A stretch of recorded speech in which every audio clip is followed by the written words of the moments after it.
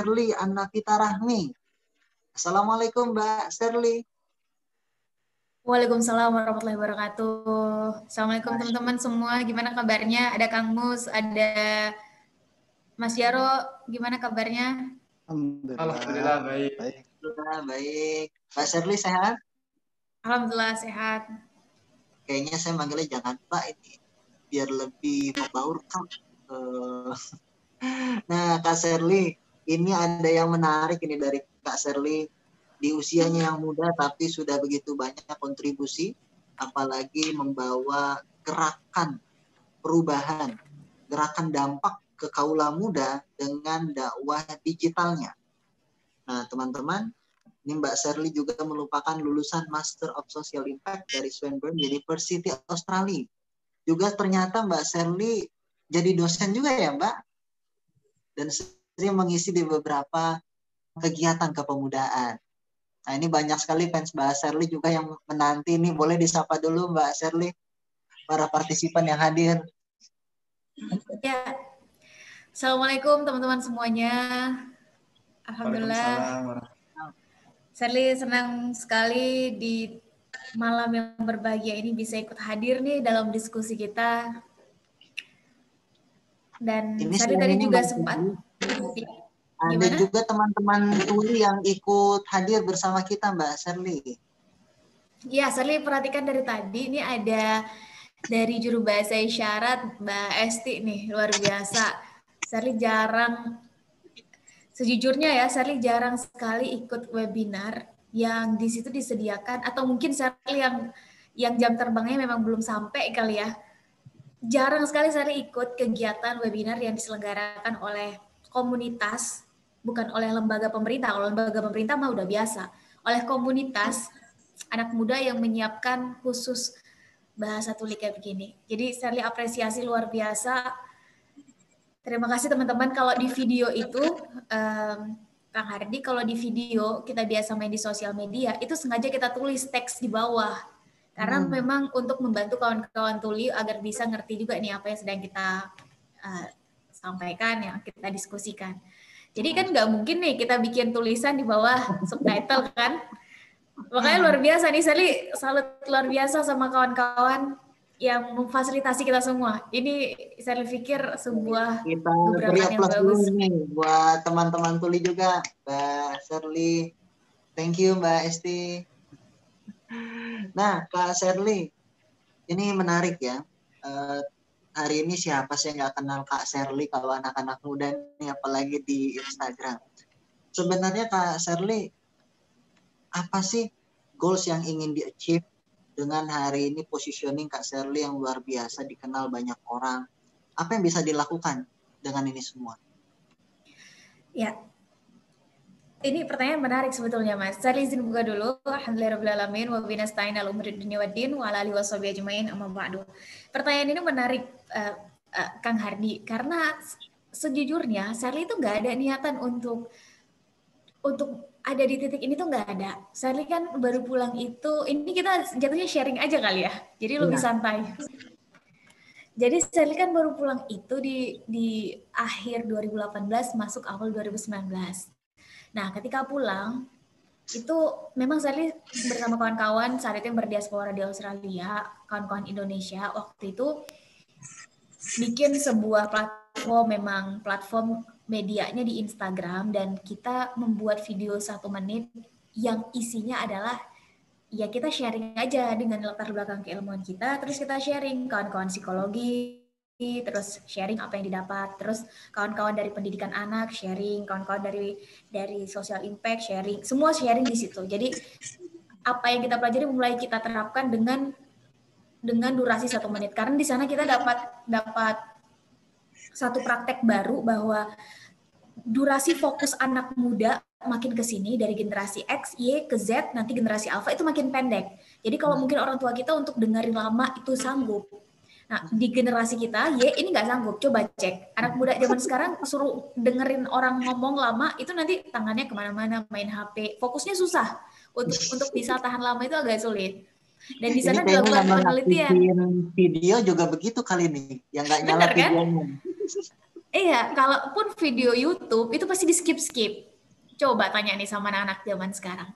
Itu nyaris kayak begitu. Ternyata di luar negeri itu dilakukan penelitian, profesor di sana, teman-teman baik sekaligus sharing kenapa awal mula Sally memulai ini ya, memulai dunia persosial mediaan ini. Profesor yang udah sekian lama tuh meneliti satu ilmu, mendalami satu ilmu, disuruh presentasi dalam waktu 3 menit di sana untuk ngetes bahwa untuk membuktikan hipotesis ini. Dan ternyata benar. Kami, generasi milenial dikumpulin saat itu 500 orang, terus profesor 10 orang nyampein hasil penelitiannya. Itu nggak banyak yang bisa. Orang ngomong panjang itu bisa, tapi untuk membuat itu menjadi singkat, padat, jelas, itu nggak banyak yang bisa. Profesor ini akhirnya dari 10 ini cuma 2 kalau nggak salah yang bisa, dan mereka akhirnya dapat hadiah. Dan saya bukan bicara tentang hadiahnya, tapi tentang formulasi semakin kesini generasi muda gaya fokusnya itu makin pendek. Akhirnya kita cobalah inisiatif kecil-kecilan ini. Ya udah kita bikin deh, kan formulanya si Instagram ini 1 menit, kita coba ya. Akhirnya kita coba. Ternyata itu masuk dalam kategori inisiatif media sosial yang masuk dalam sorotan BUMN. Akhirnya ketika pulang, Sherly jadi perwakilan yang di karantina. Saat itu ada 100 orang content creator, salah satunya Sherly, di karantina dan bersama 99 anak muda lainnya dari seluruh Indonesia. Nah, itu di awal 2019, Kang. Itu kan tahun-tahun politik tuh saat itu. Iya, betul. Bener ya, di situ ya Sherly awal mulanya. Nah, ketika Sherly pulang, terus kondisinya kayak begitu, dan sejujurnya Sherly bukan orang yang begitu aktif di sosial media. Kawan-kawan kalau udah kenal Sherly sebelum kondisi-kondisi sekarang nih, itu bisa cek, Sherly mungkin dalam 1 bulan itu 2 maksimal 3 kali lah posting. Itu udah maksimal dalam 1 bulan. Kalau 1 bulan ada 30 hari, berarti dibagi 3, 10 hari Sherly cuma 1 kali posting. Betapa Sherly tidak aktifnya di sosial media. Jadi sampai akhirnya di situ Sherly coba untuk riset kecil-kecilan lah jatuhnya, ngelempar pertanyaan ke 99 peserta muda lainnya. Teman-teman pengen ngelihat Indonesia nih 100 tahun merdeka, pengen ngelihatnya gimana? Karena memang latar belakang Sherly kan memang Sherly senangnya dunia penelitian ya, jadi senangnya akademik gitu. Akhirnya ceritanya begitu, semuanya pada bisa menjawab dengan sangat clear dan lugas gitu, Kang.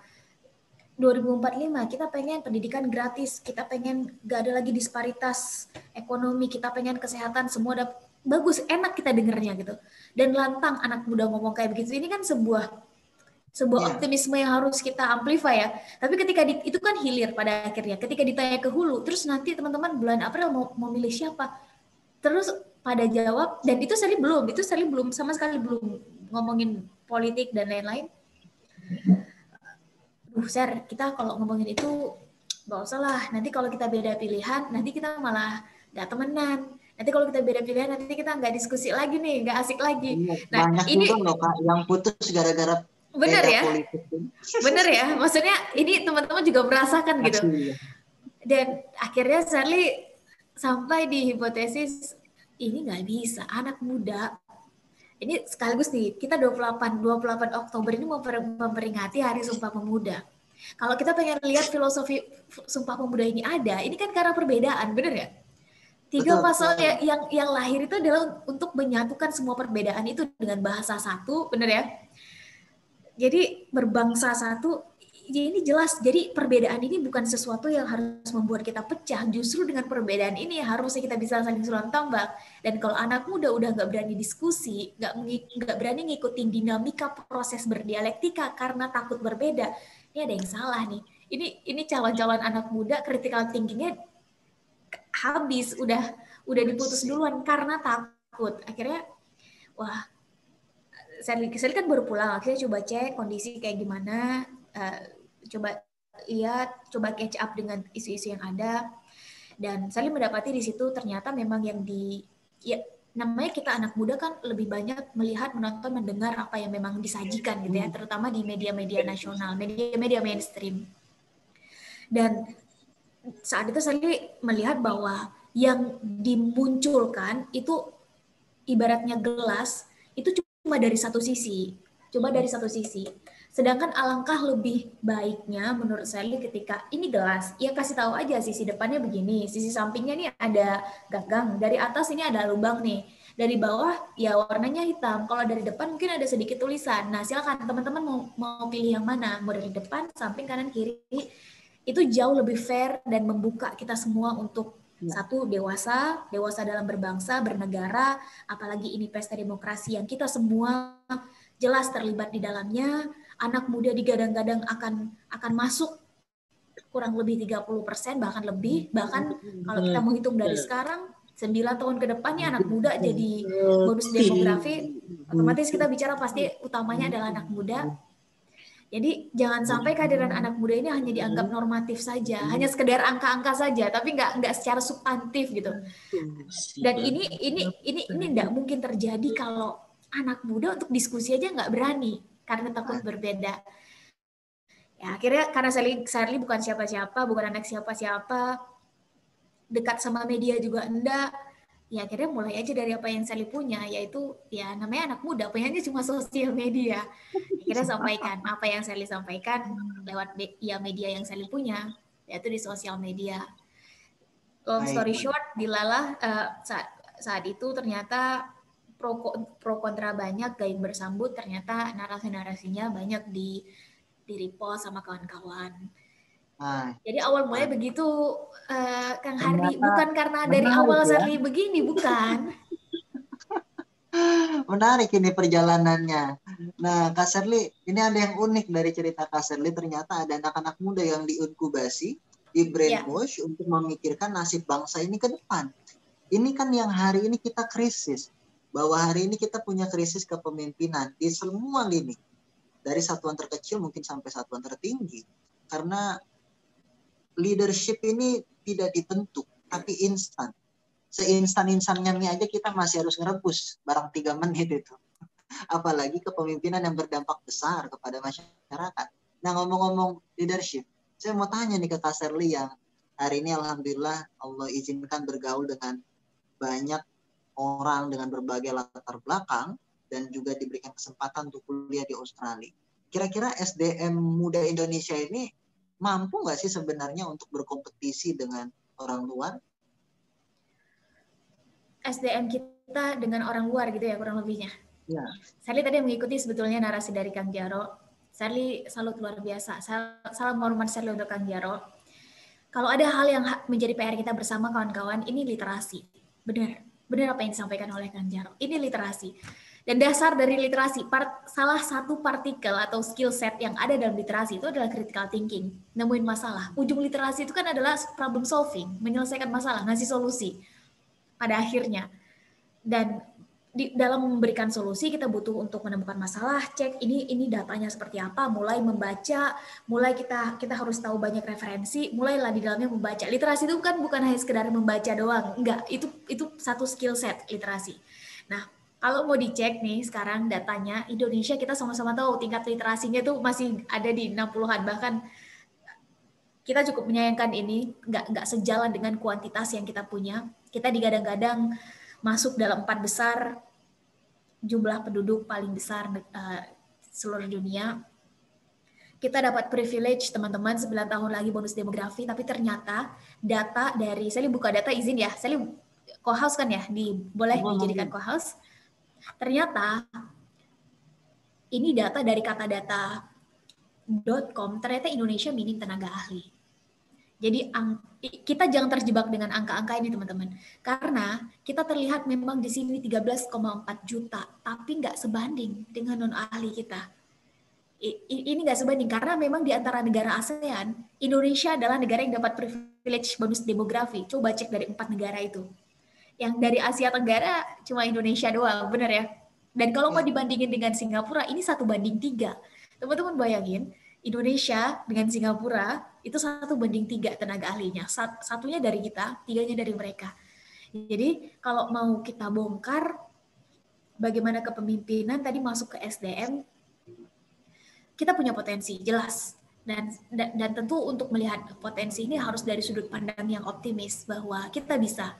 2020 tahun ini kita sudah masuk ke bulan Oktober, November, Desember kita semua disadarkan tentang kondisi ini, kita masih punya waktu 9 tahun ke depan untuk mempersiapkan ini. Dan saya pikir perubahan besar, kita pengen bicara tentang kolektif SDM di 9 tahun ke depan, ini nggak akan mungkin bisa terjadi tanpa akumulasi perubahan kecil. Dan partikel terkecil perubahan itu ada di diri kita sendiri, teman-teman. Di diri kita sendiri. Coba cek perubahan besar, perubahan sosial, peradaban, semua buku yang membahas tentang dua hal ini pasti membahas tentang manusia sebagai partikel terkecil perubahannya. Jadi saya pikir kalau dibilang punya potensi, jelas kita punya potensi. Pertanyaannya adalah kita sadar nggak kita punya potensi ini? Jangan-jangan kita nggak sadar sehingga ada orang lain, ada pihak lain yang duluan sadar, akhirnya memanfaatkan potensi ini. Ibaratnya ombak nih, kita mau yang memainkan ombak atau kita yang memainkan ombak? Teman-teman sebagai subjeknya nih sekarang, teman-teman mau jadi yang ahli di bidangnya atau nanti kita mengundang orang lain untuk jadi ahli di bidang kita. Terus kitanya di mana, Kak Ser? Ya udah, otomatis kita akan masuk ke robot-robot industrialisasi. Kan hanya ada 2 pilihan, jadi pemain atau penonton. Kalau nggak jadi pemain ya jadi penonton berarti. Kalau pengen jadi pemain, segera siapkan diri. Kalau mau jadi penonton ya itu pada akhirnya adalah tentang pilihan. Dan pikir demikian. Jadi kalau potensi, jelas kita punya potensi yang besar. Dan semua orang mengamini itu. Ini tentang keputusan dan kemauan kita anak muda mau bersiap apa enggak. Dan kan ada istilah bahwa masa depan itu adalah untuk mereka yang mau mempersiapkan. The future belongs to those who prepare for it today. Masa depan itu milik mereka yang mau mempersiapkannya hari ini. Saya pikir itu Kang Hardi. Masa depan milik mereka yang mempersiapkan. Jadi ternyata harus by design ya, dalam mengarungi kehidupan. Seringkali gini Kak Serli, itu anak muda kalau ditanya apa sih cita-cita kamu? Biarin aja hidup mengalir kayak air. Waduh, kesannya puitis. Padahal kita lupa bahwa sifat air itu pasti kan dia mengalir ke tempat yang lebih rendah atau bisa diirigasikan kemanapun. Bahasa Kak Serli itu terbawa oleh arus, oleh ombak. Mungkin salah satunya selain kita minim literasi itu proses mentalitas, karakter building Kak Serli terkait generasi muda hari ini. Bagaimana menurut Kak Serli? Ini menarik tentang karakter building ya, tentang mentalitas. Saya juga tertarik tadi sama istilah yang Kang Hadi sampaikan bahwa air mengalir. Udah hidup aja kayak air mengalir, nanti kemana membawa kan gitu ya. Kita lupa bahwa bisa jadi saluran irigasinya itu udah dibuat oleh orang lain. Sehingga kita ngikutin saluran yang udah dibuat. Ya kita yang ngikutin aja, tapi kita tahu nggak bahwa saluran irigasi itu ada yang membuatnya. Kalau dalam social project atau sosial, lebih besar lagi social impact, everything is by design. Dan memulai segala sesuatu yang hubungannya dengan sosial, pada akhirnya they always start from the end. Selalu mulainya dari akhir. So what's the goal? Targetnya apa? Misalnya tadi saya dengerin penjelasan Kang Jaro, ini menarik bahwa pada akhirnya pengen ke SDM. Berarti jelas goalnya adalah untuk meningkatkan SDM terutama di bidang literasi. Kemudian baru dipecah, bener ya?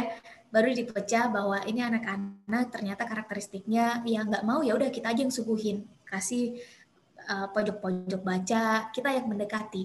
Baru kita mulai melihat apa yang harus kita lakukan, bagaimana. Tapi selalu dimulai, ini targetnya apa? Targetnya apa? Pada akhirnya urusan kita manusia kan berusaha. Urusan kita manusia adalah berikhtiar, berdoa semaksimal mungkin. Pada akhirnya kita serahkan juga ke sama sutradara. Tapi kalau ada yang bertanya di mana letaknya takdir menurut saya adalah di batas maksimalnya usaha dan doa kita. Kita berusaha dulu, kita ikhtiar dulu maksimal, kita berdoa dulu maksimal, kerahkan semua, kalau kata guru-guru kita di waktu mustajab, kerahkan semuanya. Selebihnya kita serahkan ke Sang Maha Sutradara. Karena bisa jadi kita pengen sesuatu dan kita anggap itu baik, kan belum tentu baik bagi kita. Ada yang lebih maha mengetahui, ada yang sebetulnya sudah paham sebetulnya ini jalurnya kemana. Yang jelas hasil tidak akan mengkhianati proses. Prosesnya dulu dimaksimalkan, dan nggak ada proses yang instan. Dalam karakter building itu nggak ada. Pembentukan karakter itu nggak ada yang instan. Silahkan cek buku atau praktek manapun dalam proses pembentukan karakter itu nggak ada yang instan. Shirley, masalah karakter ini, Shirley senang sekali dengan satu quotation yang Shirley baca umur 14 tahun, Kang Hardi. Oh.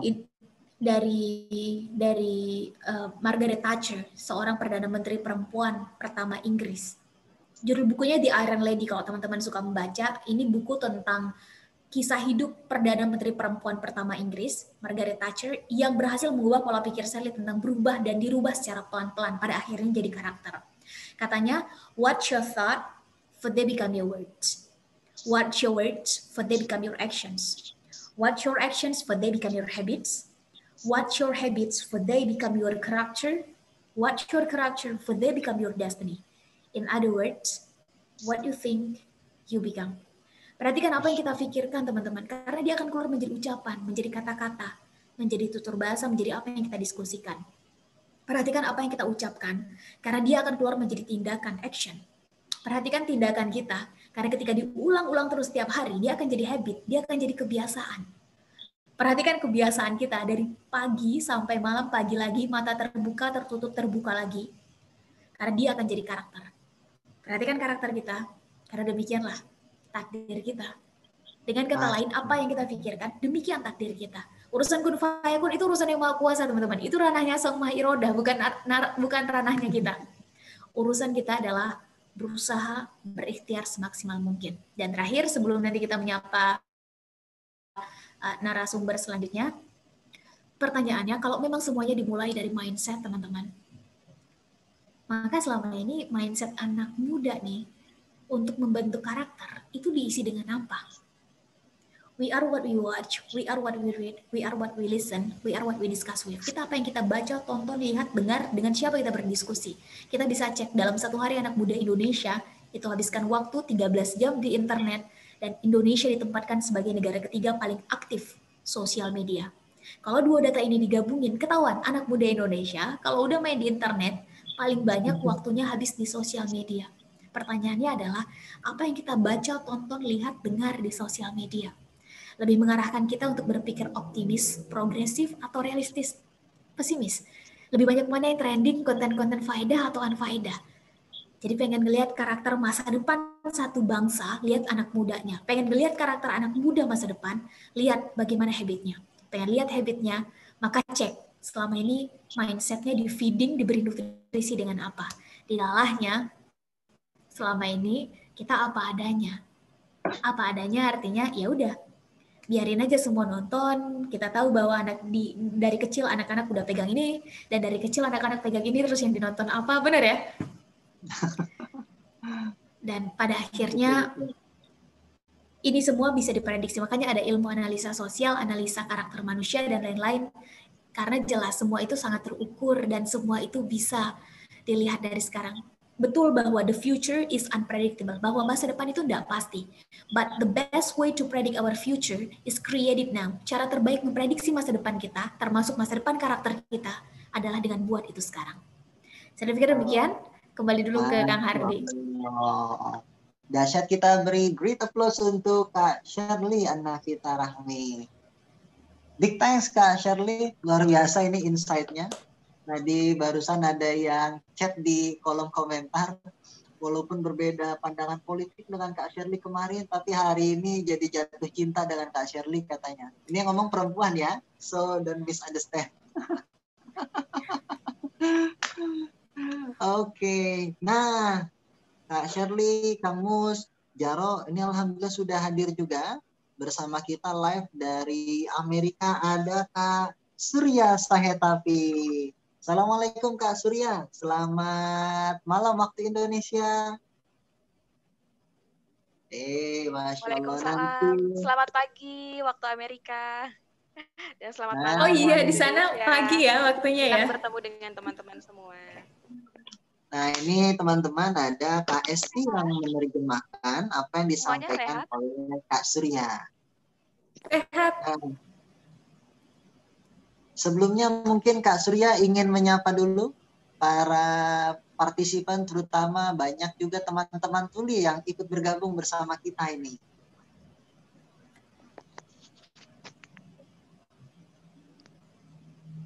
Halo, selamat pagi teman-teman peserta. Semua teman-teman sehat ya hari ini? Alhamdulillah. Terima kasih juga sudah memberikan akses juru bahasa isyarat di acara hari ini, dan senang sekali saya bisa bertemu dengan teman-teman semua. Karena 1 tahun lebih saya belum pulang ke Indonesia, dan rencananya sebetulnya saya akan pulang di bulan Juni, tetapi karena situasi pandemi ini semakin bertambah lama, jadi mungkin akan bisa pulang tahun depan. Rencananya sih begitu. Amin, insyaallah. Tapi sih, jadi sekarang rindu banget masakan rumah. Karena di udah Amerika 2 ada tahun yang di jualan sini. rendang nggak, Kak Surya?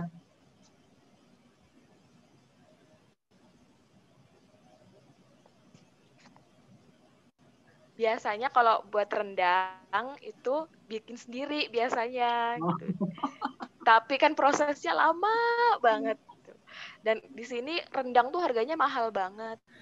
Jadi kalau di sini di Rochester di New York itu kira-kira 6 jam untuk kita ke New York, untuk ke sana. Itu kalau di New York itu banyak makanan Indonesia, tapi untuk di Rochester itu dikit banget jual makanan Indonesia. Jadi Surya tuh biasanya di perbatasan lah ada. Jadi kalau di sini di Rochester itu orang Indonesia yang tinggal di sini kira-kira 16 sampai 17 orang lah. Kalau dibandingkan sama di New York atau mungkin di Washington itu kan orang-orang Indonesia banyak yang tinggal di sana dibandingkan dengan yang tinggal di Rochester. Oke, pasti rindu banget ini Kak Surya dengan masakan Indonesia, dengan guyupnya masyarakat di sini ya.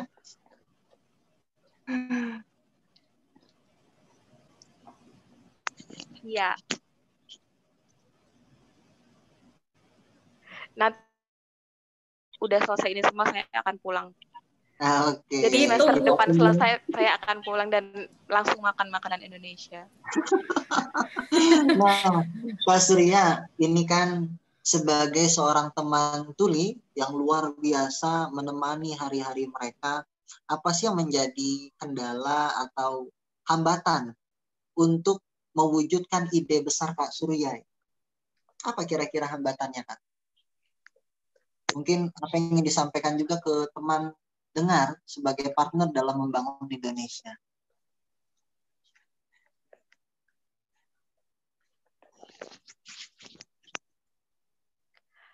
Oke, jadi sebelum saya menjadi tuli itu karena keturunan. Jadi saya memiliki kakak tuli, kemudian om dari keluarga ayah saya yang juga tuli, kemudian cucu dari sepupu mama saya juga tuli. Jadi kira-kira di keluarga saya ini ada beberapa orang tuli. Jadi waktu itu saya mau main sepak bola, kemudian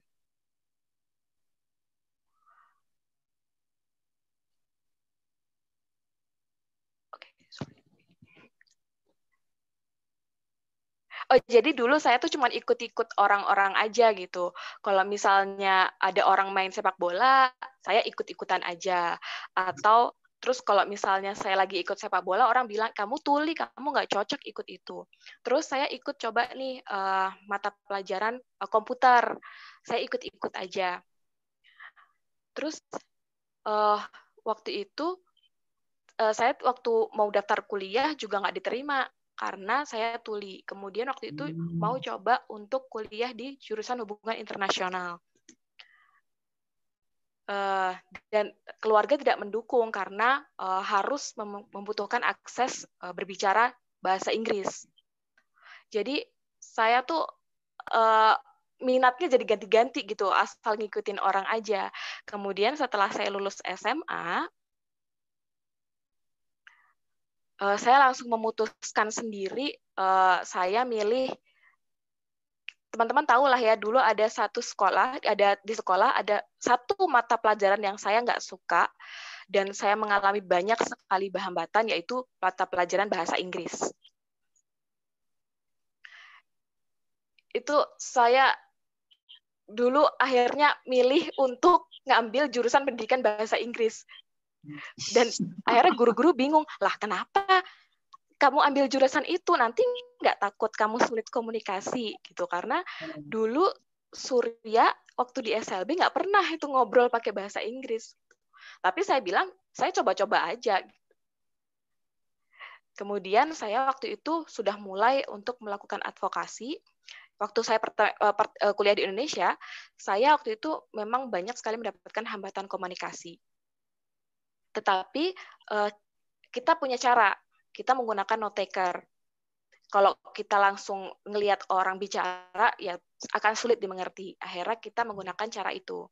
Nah, ini membuktikan bahwa sebetulnya teman-teman tuli pun juga bisa loh punya kemampuan bahasa Inggris. Jadi mereka tidak wajib untuk bisa berbicara dalam bahasa Inggris, tetapi atau menggunakan bahasa isyarat.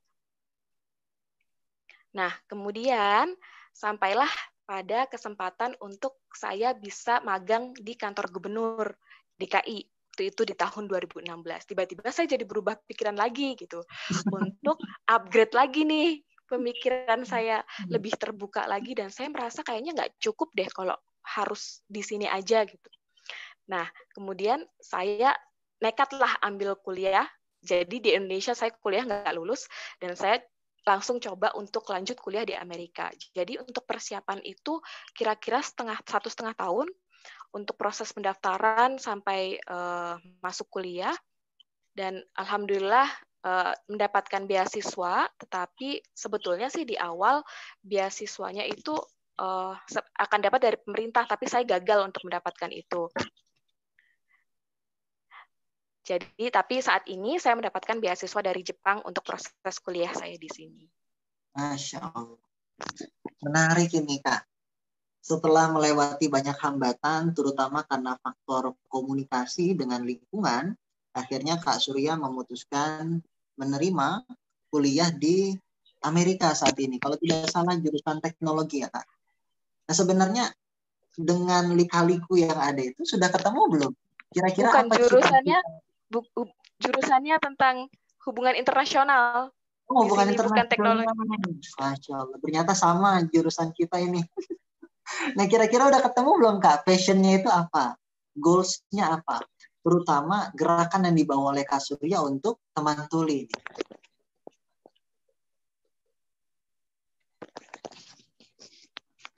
Ya, saya ingat dulu waktu saya magang di kantor gubernur yang tadi saya ceritakan, ada banyak teman-teman tuli yang mengalami hambatan seperti saya.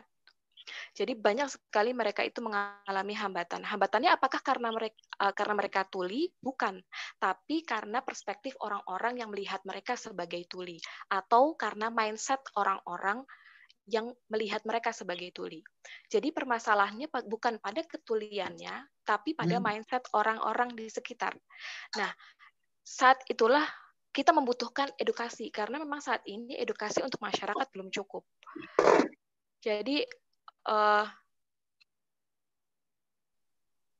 misalnya ada berbagai macam ya, ada aturan hukum dan sebagainya, supaya nanti sih pemerintah harapannya bisa membantu untuk membuat akses untuk teman-teman disabilitas.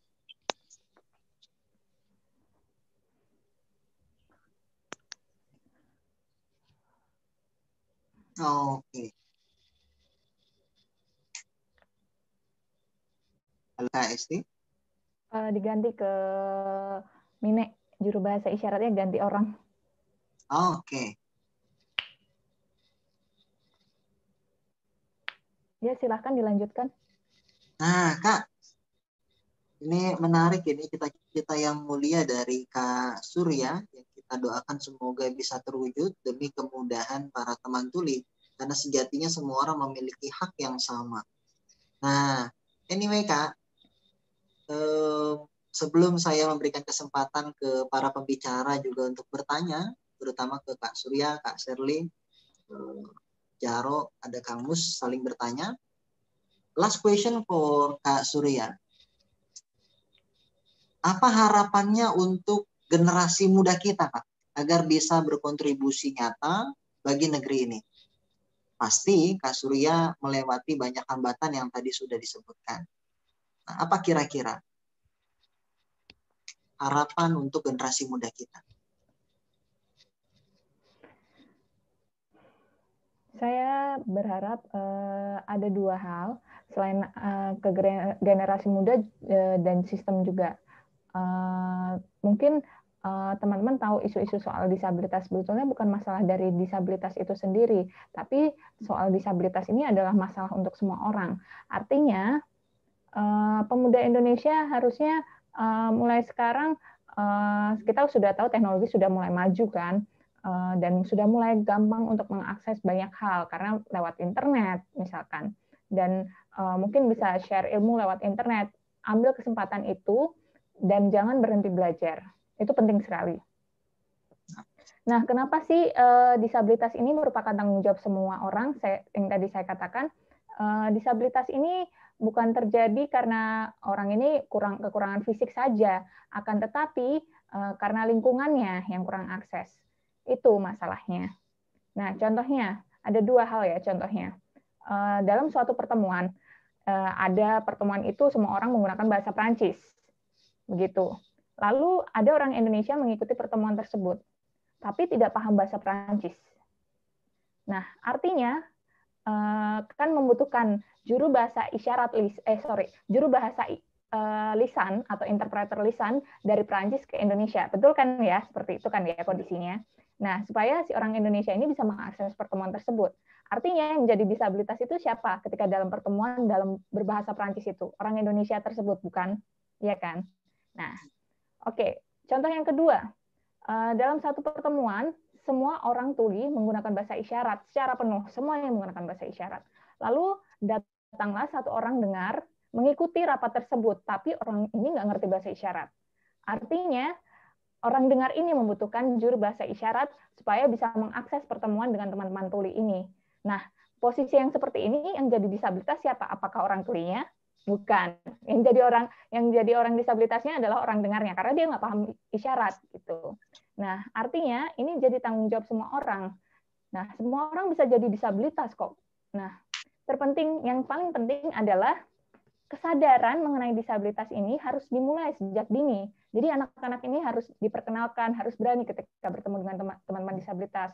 Misalkan di sekolah menerima guru-guru disabilitas, lalu anak-anaknya bisa melihat, oh ada ya orang disabilitas yang jadi guru saya, jadi ada panutannya. Nah, kalau tidak pernah bertemu dengan guru disabilitas sejak kecil atau teman-teman disabilitas sejak kecil, mungkin potensi untuk membuli atau merundung orang-orang disabilitas ketika dewasa semakin tinggi. Ketika kecil sudah bertemu dengan orang-orang disabilitas, artinya ketika dewasa mereka mungkin tidak merundung disabilitas gitu.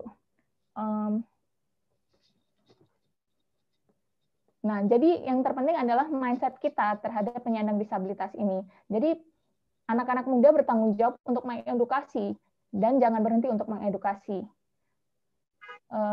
Mungkin meskipun kesel, emosi gitu, tapi tetap harus mengedukasi terus-menerus begitu. Jadi jangan semangat untuk mengedukasi, jangan patah semangat untuk mengedukasi orang-orang. Oke. Anak muda harus dikenal karena karyanya, bukan gayanya. Begitu kira-kira Kak Surya. Thank you Kak Surya. Nah, mungkin saya mau minta Kak Shirley untuk menanggapi gimana kira-kira melihat gerakan yang dibawa oleh Kak Surya dengan given yang Allah berikan kepadanya, yaitu tuli dan juga banyak teman tuli di sekitar kita. Tapi luar biasa kontribusinya. Iya, kalau saya lihat dari tadi di awal, saya udah bilang bahwa ini keren. Acara ini memberikan fasilitas kita semua untuk mengerti apa yang dalam tanda kutip kawan kita sampaikan. Ini keren karena saya sampaikan ini jarang ada acara yang kayak begini. Harapan saya adalah semakin banyak kita semua nih, kalau misalnya kita bikin acara, bikin dalam tanda kutip sekarang acaranya secara daring, kalaupun secara nggak daring, ini makin banyak kayak begini, sehingga ini menjadi sesuatu yang biasa untuk kita lihat. Karena Sally semangat tadi dengan apa yang disampaikan oleh Mas Surya. Sally ingat saat Sally kuliah S1, Sally ada satu organisasi yang betul-betul di dalamnya itu selama ini Sherly nggak aware dengan isu kawan-kawan disabilitas. Nah, kawan Sherly ini ada satu orang yang memang dia aktivis disabilitas karena keluarganya semuanya tuli, dia sendiri yang enggak. Keluarganya semuanya tuli, dia sendiri yang enggak. Jadi dia betul-betul memperjuangkan hak kawan-kawan yang tuli. Jadi setiap acara di organisasi Sherly itu dia selalu minta kalau bentuknya adalah video tolong kasih subtitle. Kalau bentuk acaranya langsung, tolong harus ada bahasa isyarat kayak Mbak Jasmine ini. Karena apa? Karena ini adalah hak semua orang. Dari situ saya betapa aware-nya, akhirnya iya ya, nggak ada sebetulnya yang membuat kita berbeda dengan mereka. Hardware kita sama loh, bener ya Mas Surya? Hardware kita, ini kita sama. Yang membedakan pada akhirnya adalah cara kita menangkap informasi saja. Tinggal kualitas kita yang membedakan pada akhirnya adalah bagaimana software-nya diinstal di sini, di hardware kita. Sedangkan yang Maha Kuasa ngasih hardware ke kita itu semuanya sama, teman-teman. Jadi saya pikir ini gerakan yang baik banget. Semakin besar ini bisa diamplify ke anak muda, saya pikir ini akan jadi gerakan positif dan saya sangat dukung. Apresiasi saya luar biasa ke Mas Surya, juga ke kawan-kawan di sini yang sudah memfasilitasi kita semua untuk bisa ketemu, untuk bisa diskusi, dan saya pikir saya sangat menikmati diskusi malam ini. Oke, thank you Kak Sherly. Nah, teman-teman semua, ini semakin malam semakin menarik. Kalau kita cek, ini pesertanya stabil. Artinya tidak ada yang left, kalaupun ada sedikit sekali dan malah ada bertambah. Dan ini menjadi bukti bahwa banyak juga generasi muda yang aware untuk bisa membangkitkan semangatnya melalui lingkungan yang baik. Salah satunya adalah bertemu dengan orang-orang yang memiliki kontribusi nyata. Karena kalau kita hanya memikirkan diri sendiri, kita akan selalu merasa kurang. Kalau kita memikirkan orang lain, insya Allah cukup bahkan lebih. Nah, Kak Sherly, Kang Mus, Jaro, dan Kak Surya, kali ini kita ingin mengetahui pandangan para peserta. Nah, jadi untuk seluruh peserta, saya ingin meminta pandangannya, sebutkan 2 kata saja melalui chat di Zoom As ini, 2 kata tentang Sumpah Pemuda. Jadi apa yang teman-teman pikirkan ketika mendengarkan kata Sumpah Pemuda? Tolong tuliskan 2 kata dari sekarang. Waktunya 20 detik. Silakan. Kontribusi nyata, semangat juang dari Mas Mahesa. Terus maju, Lubuk Basung Agam. Menebar manfaat, Arifah. Bergerak, bermakna, Sulastri. Cinta Indonesia, membawa perubahan, kontribusi kolaborasi. Pemuda bangkit, Yeni. Tidak pantang mundur, 3 kata itu. Jiwa muda, kobaran semangat, terus bergerak. Aku kamu, Cia Ilah. Dia curhat di sini. Kita Indonesia Winda. To don't judgment. Berjuang tiada henti. Tarik sis. Cia Ilah.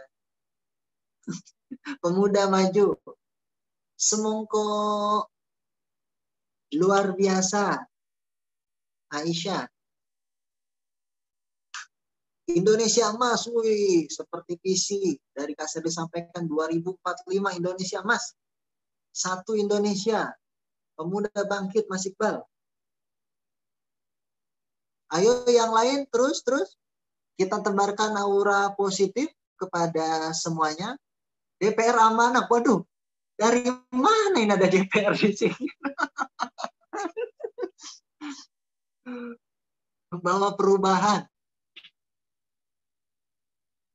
Bersatu kuat. Ikrar pemuda. Wih, jangan lupa ikrar di depan wali. Pantang menyerah, bergerak berubah Asia, menuju maju Izul. Winda ini aktif sekali ya, Indonesia Mandiri.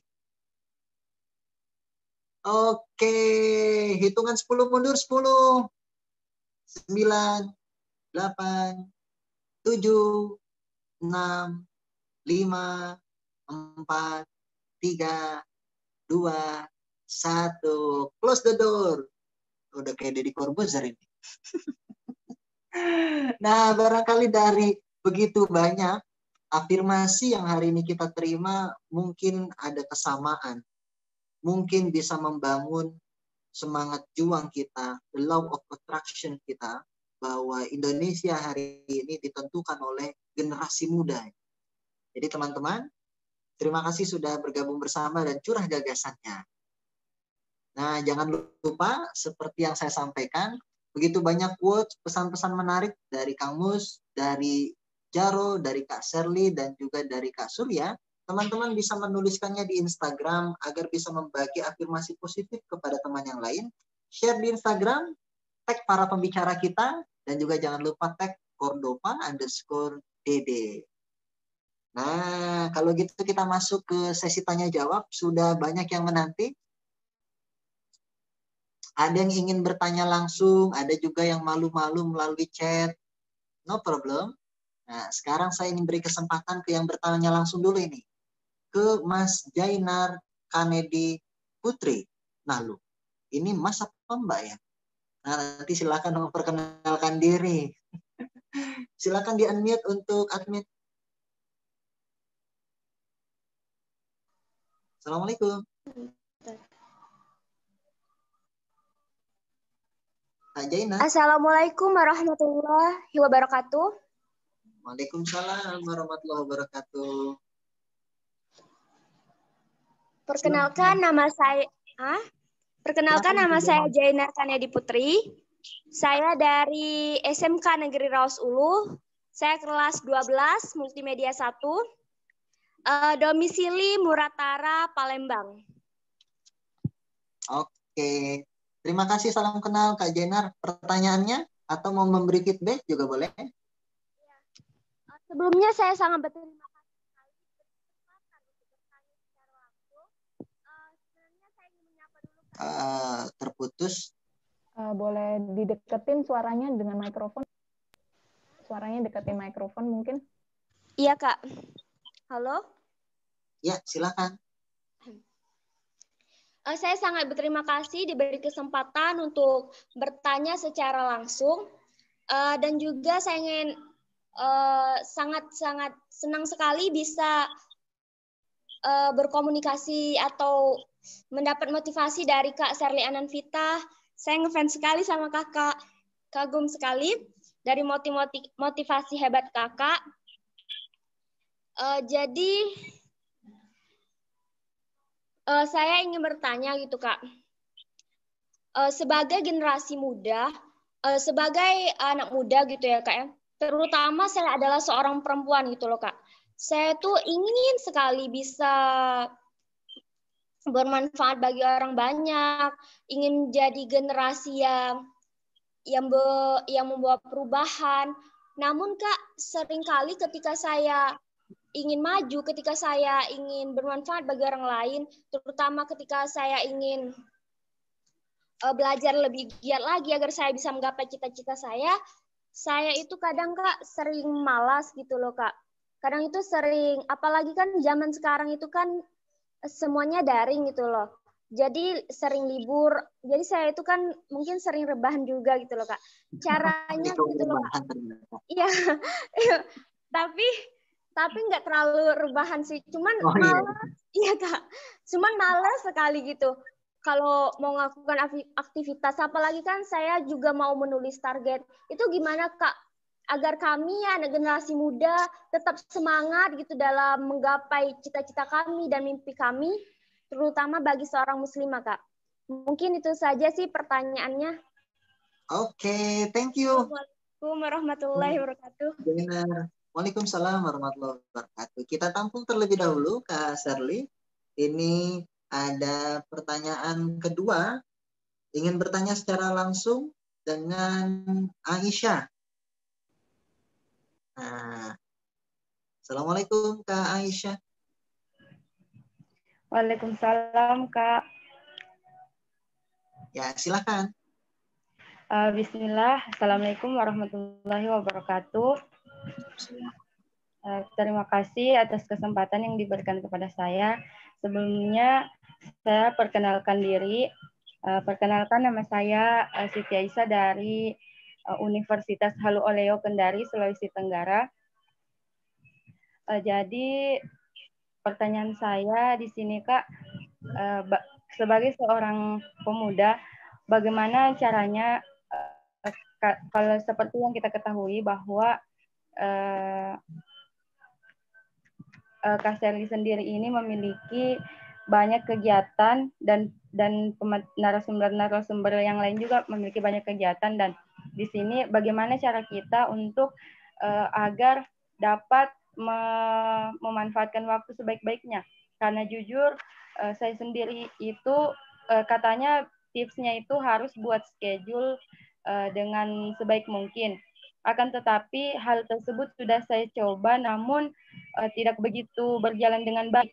Jadi saya minta untuk tipsnya bagaimana supaya dapat memanfaatkan waktu dengan sebaik mungkin dengan kegiatan yang begitu banyak untuk agar dapat lebih berkontribusi untuk diri sendiri, untuk orang lain atau dan masyarakat, begitu, Kak.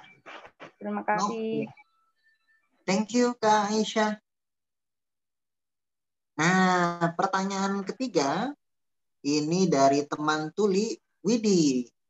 Halo Kak Widi. Kak Widi ini dari Ngawi. Pertanyaannya, Sumpah Pemuda dilahirkan tanggal 28 Oktober 1928 sampai berusia 92 tahun ini. Sebentar lagi tinggal menuju 8 tahun ke tahun 2028 merayakan puncak 100 tahun di Indonesia. Harapan apa, Kak Surya, untuk para pemuda-pemudi tuli di Indonesia agar bisa mengembangkan atau bertambah banyak generasi yang tidak diskriminasi, terutama ke teman-teman tuli?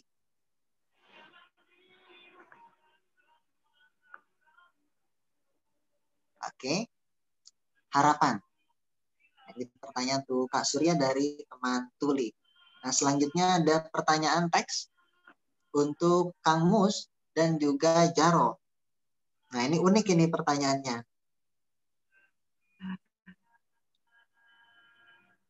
Assalamualaikum, Kak. Mohon maaf jika pertanyaannya kurang berkenan. Sangat berharap Kakak bisa berbagi. Kebiasaan apa saja yang setiap hari dilakukan untuk bisa membangun kebiasaan baik berbagi kepada sesama? Seperti Kang Mus, Kang Jaro yang berikhtiar untuk menaruh kebahagiaan orang lain di atas kebahagiaan diri sendiri. Bagaimana agar kita memiliki mental peduli itu? Nah, monggo saya mulai dari Kak Surya terlebih dahulu. Monggo Kak Surya.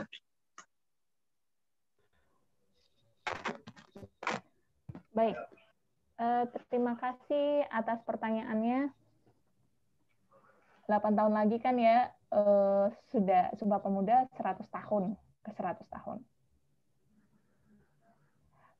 Nah, di Sumpah Pemuda ini kan ada poin soal bahasa, harus mengakui bahasa Indonesia. Tapi saya berharap bangsa Indonesia juga mengakui bahasa isyarat Indonesia juga. Karena bahasa isyarat Indonesia ini punya variasi juga. Saya harap bisa diakui, lalu juga bisa dimasukkan ke dalam kurikulum nasional. Artinya, semua orang, halo boleh di-mute itu siapa? Semua orang atau maaf ada yang bersuara bisa di-mute.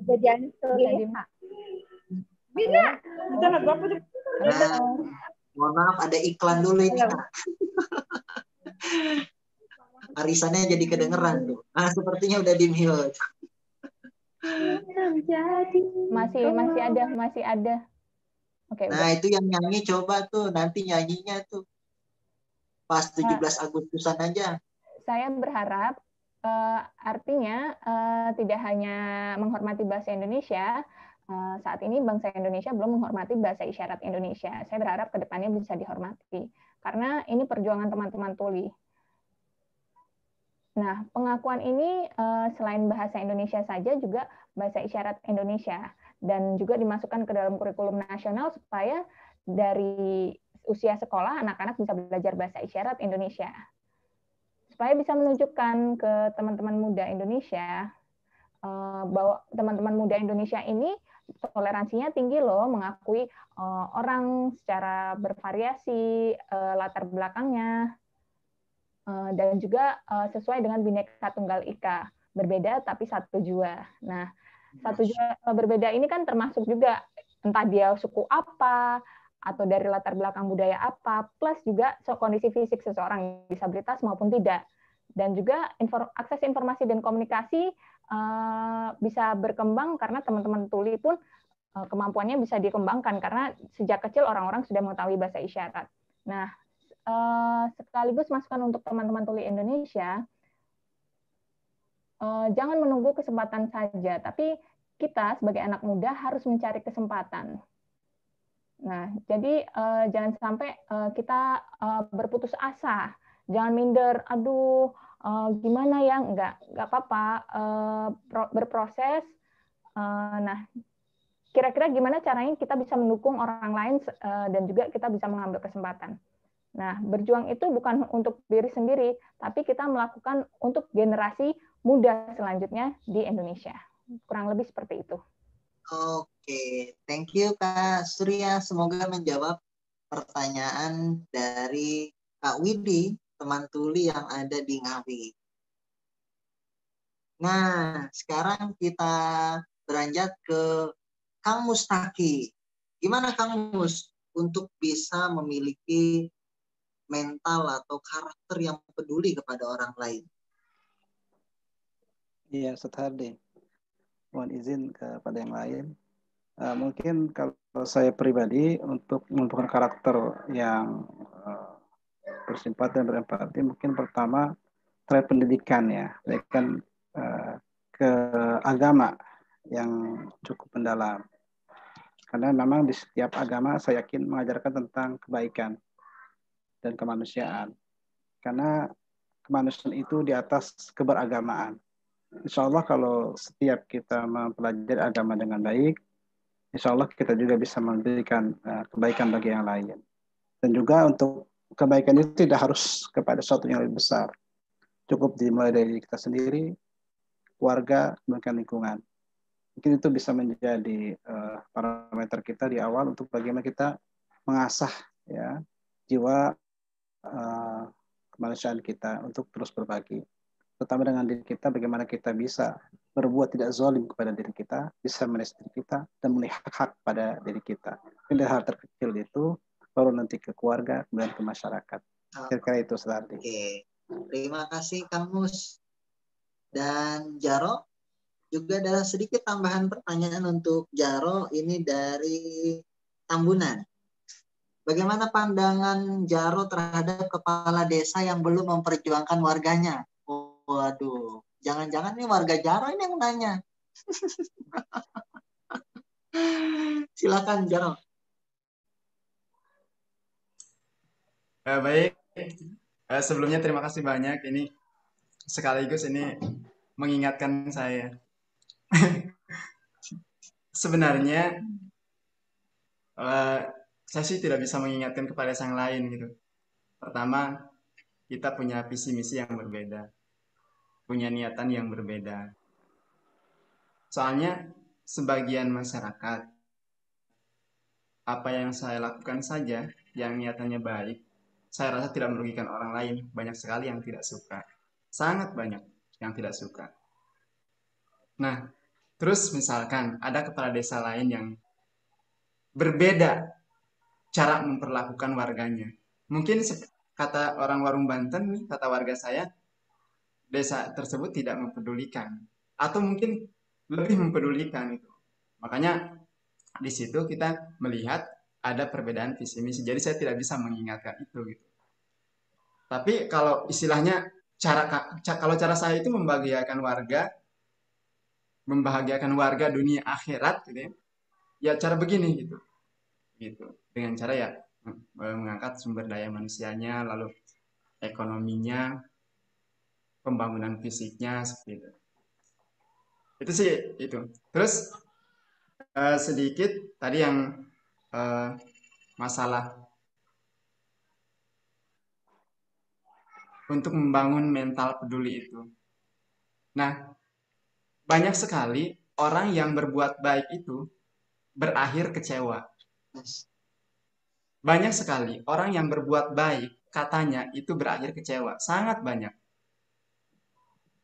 Kepala desa yang gagah, toh-tohan, membangun ini, membangun itu, ketika warganya, ini pembangunan kok begini gitu.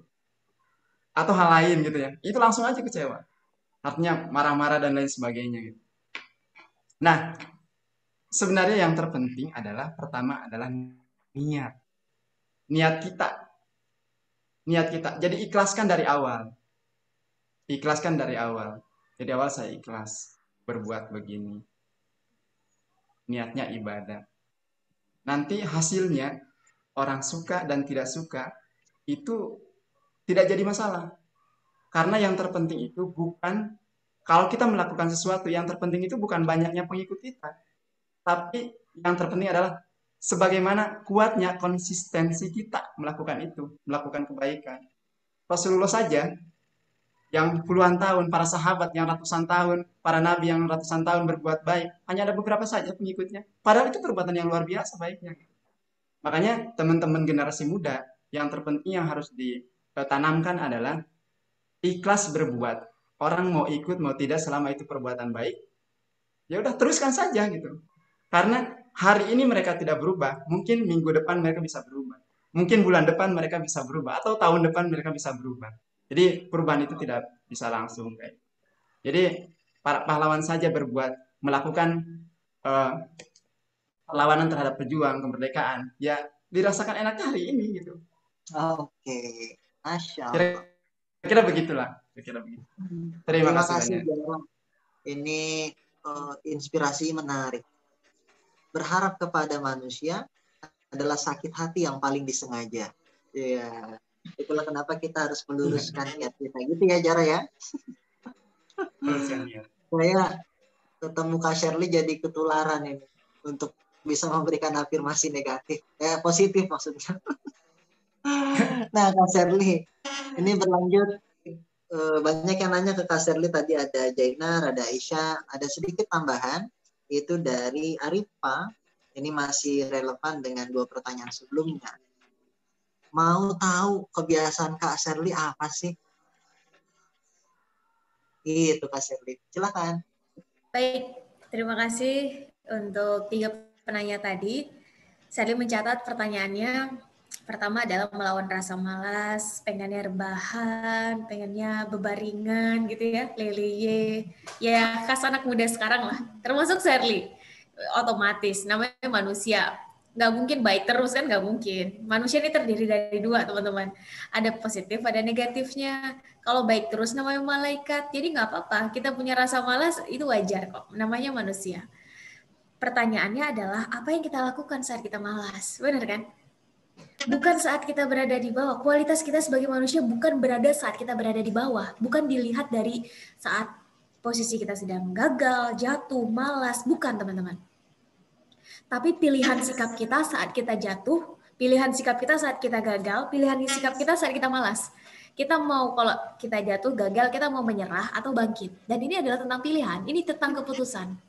Kita memilih untuk membiarkan rasa malas itu terus, kita yang dikuasai atau kita yang menguasainya. Yang jelas, rasa malas itu namanya aja udah rasa malas. Malas itu adalah rasa, teman-teman. Dan rasa itu harus dikontrol. Kalau kita tidak mengontrol rasa, rasa yang akan mengontrol kita. Dan cara mengontrol rasa itu adalah dengan logika. Logika sama perasaan itu sulit bisa nyatu, teman-teman. Teman-teman menangkan logika, perasaan teman-teman akan menciut. Teman-teman menangkan perasaan, logika teman-teman tumpul. Coba teman-teman cek. Kalau teman-teman udah jatuh cinta nih sama orang, menangkan perasaan, kadang-kadang kita nggak bingung nih, ini seharusnya saya berlaku apa sih? Bener ya? Makanya ada kisah Laila Majnun dan lain-lain. Tapi kalau teman-teman udah berpikirnya dengan logika, mana yang seharusnya, mana yang kesemestiannya, mana yang menjadi kewajiban. Kalau tadi kisahnya Mas Jaro adalah udah bilang sama istri nih, orang yang dicintai, udah bilang bahwa dengan posisi ini jangan berharap kita akan misalnya mendapat lebih. Ini kan logika nih mainannya. Udah duluan dimenangkan logika. Jadi ya siap-siap perasaannya kan dalam hal ini ya, kalau nanti istrinya pengen apa dan lain-lain, ini udah siap karena logika udah dimunculkan dari awal. Ini dua, logika dan perasaan teman-teman, ini kayak nyatuin minyak sama air, sulit bisa satu. Mungkin awalnya nyatu, terus nanti dia akan memisahkan diri dengan sendirinya. Nah, dalam melawan rasa malas, pengen rebahan, pengen leye-leye gitu ya, pengen bebaringan terus, itu lawan dengan logika. Saya punya goal apa sih? 10-15 tahun lagi, saya ini siapa sih? Ternyata goal teman-teman, cita-cita teman-teman itu misalnya jadi apa? Tanya ke diri sendiri, saya layak nggak untuk ada di titik itu kalau sekarang dalam satu hari saya masih rebahan, sebutlah misalnya 9 jam dalam sehari. Saya layak nggak untuk ada di titik itu kalau saya sekarang masih scrolling sosial media, ngepoin si dia itu dalam satu hari bisa sampai berjam-jam. Layak nggak ya? Sedangkan kawan-kawan saya di belahan Indonesia lain, di belahan dunia lain, ini mau merelakan waktu tidurannya, waktu rebahannya untuk menuju ke sana. Karena kesempatan lebih senang datang kepada mereka yang bersiap, teman-teman.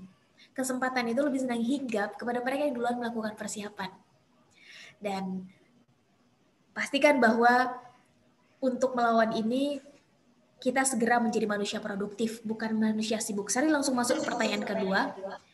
Bagaimana supaya melawan, supaya bisa memanfaatkan waktu? Pastikan kita menjadi manusia yang produktif, bukan manusia yang sibuk, teman-teman. Dan ada perbedaan yang besar antara manusia yang produktif dengan manusia yang sibuk. Manusia yang produktif itu semua kegiatannya didrive oleh satu goal. Jelas. Jadi semua kegiatannya itu jelas. Goalnya apa, targetnya apa, visinya apa. Tadi kalau kata Mas Jaro, jelas. Sedangkan orang yang sibuk semuanya dilakuin. Semua orang ngomongin A, dia ikutin A. Semua orang sedang viralnya B, dia juga ikutin B. Sesuai sama enggak dengan target atau tujuannya itu urusan belakangan. Yang penting terlihat sibuk aja dulu. Jelas teman-teman, ini dua hal yang berbeda. Sama-sama terlihat berkegiatan, sama-sama terlihat beraktivitas, tapi tunggu 2, 3, 4 tahun kemudian, jelas impact-nya beda, hasilnya beda. Kalaupun ada pencapaian dalam baik sifatnya pencapaian pribadi maupun sosial, ini jelas berbeda. Terukurnya jelas berbeda, measurement-nya jelas berbeda. Dan untuk menjadi manusia yang produktif ini, saya mengajak sekaligus mengingatkan ke diri saya sendiri, segera jawab 4 pertanyaan. Pertama adalah siapa kita di masa depan? Jawab, 10-15 tahun ke depan kita ini siapa? Segera temukan itu, temukan motivasinya, setelah itu jawab pertanyaan kedua. Kita ini siapa sekarang? Kelebihan dan kekurangan kita apa? Bukan untuk ngerasa insecure, tapi untuk tahu hal apa yang harus segera kita kembangkan dan kita gali. Bukan untuk merasa nggak percaya diri dengan kekurangan, tapi justru untuk menemukan kawan kolaborasi yang bisa menambal sulam kekurangan kita. Yang ketiga, how, gimana? Kita punya waktu 10 tahun nih, untuk sampai di 10 tahun, 9 tahun kemudian bonus demografi. Kita punya waktu 9 tahun. Kita mau menghabiskan waktu kayak gimana? Tadi kawan kita udah bilang dengan cara membuat schedule. Pertanyaannya, schedule-nya udah ada goal atau target besar atau belum? Jangan-jangan kita buru-buru sampai yang ketiga, how, bagaimana, tanpa menjawab pertanyaan pertama dan kedua. Tanpa menjawab pertanyaan apa dan kenapa, serta siapa. Segera jawab pertanyaan ketiga, how, kita punya waktu 9 tahun untuk menjadi misalnya seorang penulis internasional. Then go get it. Silakan. Tahun pertama kita selesai dengan ego sendiri. Tahun kedua, kita mulai menemukan komunitas di tingkat lokal. Tahun ketiga kita ketemu mentor, tahun keempat kita mulai buat buku, tahun kelima terbit. Tahun keenam kita mulai roadshow, gak usah jauh-jauh, ya minimal 3-4 provinsi sembari kita melatih public speaking. Practice makes us perfect. Terus berlatih, tahun keenam masuk ke komunitas nasional, tahun ke-7 kita ketemu mentor nasional, tahun ke-8 kita mulai roadshow ke seluruh Indonesia, 34 provinsi, minimal setengah dari 34 provinsi kena, tahun ke-9 kita masuk ke komunitas internasional, temuin mentornya, ketemu mentor, translate bukunya jadi bahasa Inggris. Tahun ke-10 kita siap untuk setidaknya roadshow di Asia Tenggara aja dulu, minimal di negara tetangga, ada Malaysia, ada Singapura, ada Brunei. Bukankah teman-teman di 9 tahun ke depan dengan target teman-teman itu udah makin dekat gapnya. Miliki dulu rencana kayak begini teman-teman, karena kalau enggak, lingkungan yang akan membentuknya untuk kita. Miliki dulu visi, karena kalau enggak, siap-siap orang yang akan membuatkannya untuk kita. Terakhir, jawab pertanyaan keempat, dan ini pertanyaan pamungkas. Teman-teman ingin meninggalkan apa untuk generasi sesudah kita? Karena setiap orang ada masanya, setiap masa ada orangnya teman-teman. Waktu kita terlalu berharga untuk hanya sekedar dihabiskan bersenang-senang dan bermain-main. Karena izin saya mengambil perkataan Buya Hamka, mengutip perkataan Buya Hamka, kalau hidup hanya sekedar hidup, maka babi di hutan juga hidup teman-teman. Kalau hidup hanya sekedar bersenang-senang dan makan, maka monyet di hutan juga melakukan hal yang sama.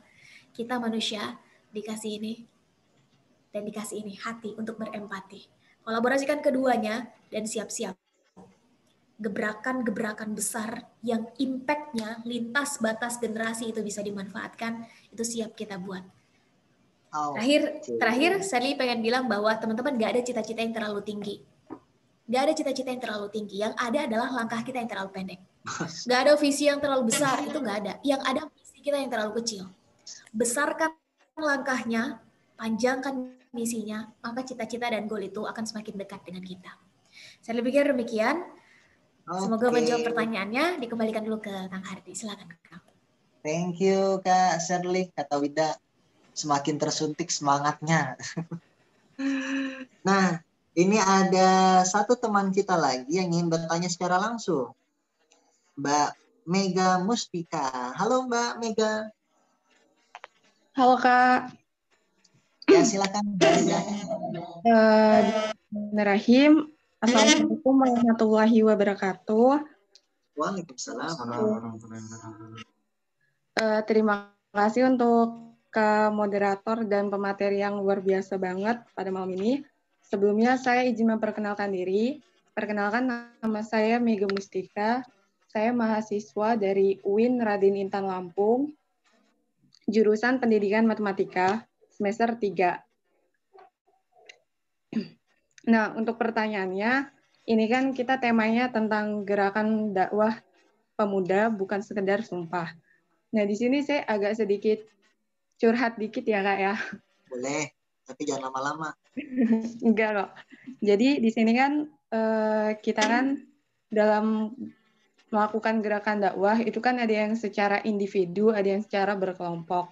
Nah, kalau misalnya dia yang secara berkelompok itu kan biasanya tersusun gitu, terstruktur. Nah, dalam terstruktur itu kan bisa dalam kepengurusan. Kalau dalam kepengurusan, otomatis kita kan mendapatkan amanah tuh ya, Kak, ya. Setelah mendapatkan amanah itu untuk menjalankan suatu gerakan dakwah, rata-rata ini bukan cuman ini saya ini terkadang menjadi masalah terberat saya juga, mungkin teman-teman juga. Itu ketika kita diberikan amanah, itu kadang kita ngerasa berat gitu, kayak ngerasa kayaknya nggak bisa deh, kayak ini nggak bisa gitu, dapetin amanah ini. Kayaknya kita itu ngerasa nggak cocok gitu, ngerasa ya tadi itu minder, tadi itu yang dibilang Mbak Shirley itu, cuman kita kayak ngerasa kayaknya dia deh yang lebih cocok, karena kita ngerasa kayaknya teman kita yang lebih cocok yang dapetin ini. Sedangkan ketika kita bertanya kenapa kita mendapatkan ini, pasti ada jawaban yang misalnya jawaban yang cutting atau jawaban dari siapapun pasti bilang, karena saya percaya kamu bisa, tapi saya sendiri kenapa nggak percaya gitu. Jadi gimana sih, Kak, biar kita itu numbuhin kepercayaan diri kita terhadap potensi kita gitu. Misalnya orang lain aja percaya sama potensi kita, tapi kenapa kita nggak percaya gitu. Dan bagaimana kita itu bisa tahu apa yang kita dapetin, apa yang kita punya potensi dalam diri kita. Gitu, Kak. Terima kasih. Wassalamualaikum warahmatullahi wabarakatuh. Waalaikumsalam warahmatullahi wabarakatuh. Thank you, Kak Mega. Nah, selanjutnya ini ada pertanyaan dari, sebelumnya saya mau sapa Kak Shirley dulu yang namanya sama dengan saya. Hai Kak, salam kenal. Saya Shirley Yunita, mahasiswi semester akhir di Universitas Sriwijaya yang pernah Kakak singgahi beberapa waktu lalu. Juilah. Pertanyaan saya, 1 untuk Kak Sherly, 2 untuk Kak Surya. Untuk Kak Sherly, apa yang membuat kakak jadi bisa berani speak up seperti sekarang ini ketika ada isu-isu tertentu yang menurut kakak perlu diangkat isunya? Untuk Kak Surya, saya pernah ikut webinar kelas bahasa isyarat. Narasumbernya pakai CB. Saya tanya, kenapa lembaga-lembaga pendidikan menggunakan CB, sedangkan teman tuli lebih nyaman dengan Bisindo? Kata narasumbernya, Bisindo itu seperti bahasa ibu bagi teman-teman tuli. Makanya mereka nyaman. Dan kenapa lebih memilih CB? Karena di CB lebih bisa spesifik dalam belajarnya. Contohnya, bisa belajar tentang tata bahasa seperti imbuhan dan sebagainya. Bagaimana pendapat Kak Surya untuk kasus ini?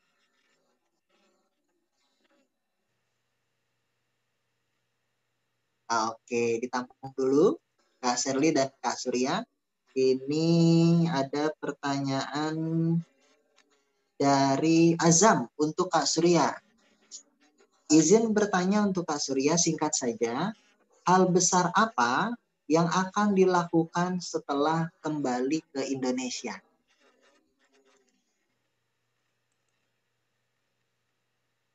Oke. Nah, tadi pertanyaan dari Mega juga termasuk untuk Kang Mustaki dan Jaro bisa dijawab. Nah, tapi karena keterbatasan waktu ini para pembicara banyak pertanyaan yang saya tidak bisa baca satu persatu karena waktu kita tinggal 5 menit lagi. Jadi sekiranya berkenan untuk disingkat, nanti lain waktu kita bersua kembali. Kali ini saya ingin mulai dari Kak Sherly terlebih dahulu. Monggo Kak. Baik, kalau dari Sherly singkat saja, nanti akan lebih banyak dielaborasi oleh Kak Surya, kiranya nanti oleh Mas Jaro atau Kang Mus bisa menambahkan. Ya, silakan monggo. Gimana caranya kita tahu potensi kita tuh minder, sedangkan kawan-kawan yang lain ngerasa kita bisa. Ini sebenarnya yang bisa jawab sebenarnya adalah Mas Jaro ini, karena sesuai dengan apa yang pengalaman hidupnya beliau. Jadi harusnya beliau yang akan lebih banyak menjawab. Jadi Sherly akan sebentar lagi akan melempar ke beliau. Tapi kalau dari Sherly, begini teman-teman. Pada akhirnya kita manusia punya blind spot. Kita punya blind spot. Titik yang kita nggak tahu tapi orang lain bisa melihat itu. Dan ketika ada orang yang sudah ngasih kepercayaan, then take it. Karena kepercayaan dari orang itu nggak ujuk-ujuk datang, teman-teman. Ketika orang lain percaya ke kita, kitanya masih minder, maka layakkan diri kita. Kalaupun masih minder, maka segera tanya, kenapa kita minder? Ada masalah apa di diri kita yang membuat kita jadi tidak percaya diri? Yang jelas, untuk urusan percaya diri, ini solusinya beda-beda. Ada orang yang tidak percaya diri karena punya pengalaman masa lalu. Ada orang yang tidak percaya diri karena memang nggak punya ilmunya.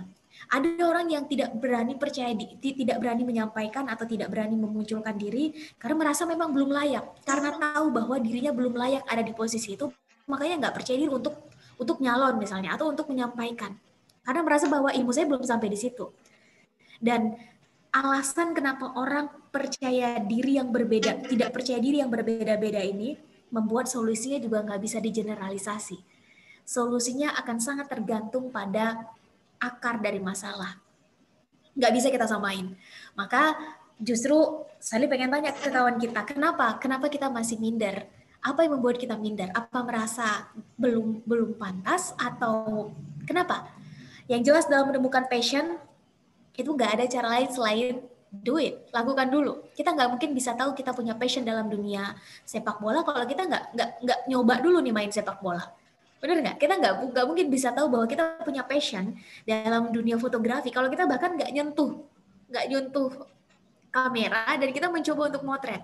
Kita nggak mungkin bisa tahu kita punya passion dalam dunia public speaking kalau kita nggak mencoba untuk bicara di depan umum. Kita nggak mungkin tahu kita punya passion atau punya kemampuan dalam hal leadership kalau kita bahkan tidak pernah memimpin. Dan pada akhirnya, kalau kembali ke kasusnya kawan kita, pada akhirnya kalau yang namanya leader, itu pemimpin itu Saya ingin meng-highlight 2 saja. Nanti akan disambung oleh Mas Jaro. Pertama, leaders is not a position. Leader itu bukan posisi, teman-teman. Leader itu by action. Leader itu lewat tindakan. Jadi kalau ternyata tindakan kita selama ini menunjukkan bahwa kita saling masuk ke rela berkorban, memikirkan orang lain, you are a leader. Kenapa? Karena ada dalam bahasa Belanda itu 2 kata yang kedengarannya hampir sama, tapi padahal artinya jauh berbeda. Yaitu leader is legend. Memimpin adalah menderita. Mereka yang dianggap pemimpin adalah yang berani menderita. Kenapa? Karena seorang pemimpin pasti bukan hanya berpikir untuk dirinya sendiri. Dia akan berpikir untuk orang-orang sekitarnya, untuk lingkungan sekitarnya. Cek paling terkecil aja, keluarga. Yang namanya pemimpin keluarga akan berpikir untuk anggota keluarganya, benar nggak? Ini anak, ini istri, ini yang lain gimana ya nanti? Belum lagi kalau teman-teman dapat amanah jadi pemimpin organisasi. Pasti akan berpikir, ini nanti agenda, program kerja, ini gimana ya? Terus akan naik tingkatnya lebih tinggi lagi. Jadi ketika kita sudah dikasih amanah, tandanya action kita, tindakan kita udah menunjukkan bahwa kita adalah orang-orang yang layak untuk di posisi itu. Tinggal kita meyakinkan diri sendiri. Jadi coba kasih dulu ke moderator atau Mas Jaro untuk kiranya mau menambahkan, silakan. Silakan, Jaro. Mohon maaf, bisa diulang? Yang lebih isinya yang harus ditambahkannya. Kayaknya sih kalau saya lihat Basel itu udah sangat cukup. Justru saya sangat belajar sekali. Enaknya kalau ada di urutan terakhir begitu, sama dengan yang pertama. Keren. Cuman mungkin kalau saya sih banyak yang sudah dialami aja sih sebenarnya. Kalau harus menceritakan hal-hal yang luar biasa di luar yang mereka ceritakan di luar sana, saya nggak bisa. Saya hanya bisa bercerita apa yang sudah saya lakukan begitu. Dan itulah cara saya memimpin di Desa Warung Banten dan juga memimpin di keluarga. Apa yang saya lakukan itu yang saya sampaikan. Gitu sih Mas Ali. Jadi learning by doing ya, Jaro. Tuh, mungkin itu saja sih. Oke. Saya udah sangat cukup. Nah, last but not least, ini untuk Kak Surya ada 2 pertanyaan. Tadi terkait bahasa ya, CB dengan Bisindo, bagaimana pendapatnya terkait kasus tersebut. Dan yang kedua terkait hal besar yang akan dilakukan setelah kembali ke Indonesia, selain makan rendang tadi Kak. Silakan Kak Surya. Oke. Terima kasih banyak. Pertanyaan yang bagus. Mungkin orang-orang sedikit salah paham. Sebetulnya bahasa isyarat itu hanya 1, tapi CB ini adalah sistem isyarat bahasa Indonesia. Sudah, itu aja. Artinya mengikuti tata bahasa Indonesia. Nah, kenapa disebut sistem? Karena tahun 1994 dibuat peraturan bahwa sekolah ini harus menggunakan sistem isyarat bahasa Indonesia. Akan tetapi pembuatannya adalah dibuat oleh orang dengar tanpa melibatkan orang-orang tuli. Artinya itulah mereka yang membuat. Nah, kita orang tuli berjuang untuk mengedukasi, termasuk juga guru-guru tuli. Nah, banyak orang dengar mengatakan kalau CB ini bisa membantu orang-orang tuli untuk memahami bahasa Indonesia melalui komunikasi. Tapi kami sebagai orang tuli merasa bahasa Indonesia ini tidak hanya untuk lisan saja, tapi untuk tulisan, untuk kemampuan literasi, menulis dan membaca. Artinya pendidikan yang baik untuk teman-teman tuli itu adalah pendidikan bilingual, menggunakan bahasa isyarat dan penulisan bahasa Indonesia yang baik dan benar. Contohnya, dalam bahasa Indonesia, saya tidak punya pensil. Kalau ditulis kan saya tidak punya pensil, begitu kan ya? Kalau dalam bahasa isyarat, saya tidak punya pensil itu salah. Karena tata bahasa isyarat Indonesia dengan bahasa Indonesia itu berbeda. Nah, kalau dalam bahasa isyarat adalah saya pensil tidak ada. Kalau dalam bahasa Indonesia saya mau makan. Itu kan bahasa Indonesianya seperti itu kan ya. Saya mau makan. Kalau bahasa isyarat, saya makan mau. begitu. Atau dalam bahasa Indonesia, saya makan pisang. Kalau dalam bahasa isyarat, saya makan pisang, itu aneh. Karena kita sudah gerakan memakan, tapi pisangnya baru dibuka. Jadi pisangnya dibuka dulu, dikuliti dulu, baru dimakan. Nyom, nyom, nyom, nyom, seperti itu. Nah, itu berbeda ya konsepnya. Jadi bahasa isyarat dan bahasa Indonesia itu berbeda konsepnya dan tata bahasanya, maka jangan dicampur adukkan. Artinya tuli dari lahir